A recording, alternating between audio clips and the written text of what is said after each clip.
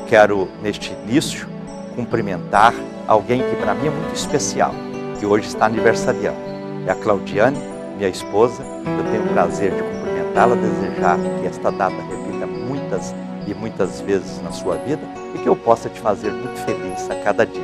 Que Deus esteja com você, para que você possa me ajudar neste ministério, cumprir comigo esta obra e juntos fazermos esse trabalho tão importante, tão maravilhoso, que é levar a mensagem de Cristo a muitos corações. Parabéns, Claudiane, Deus te abençoe. Estou muito feliz deste primeiro aniversário seu comigo. Que Deus possa te abençoar a cada dia.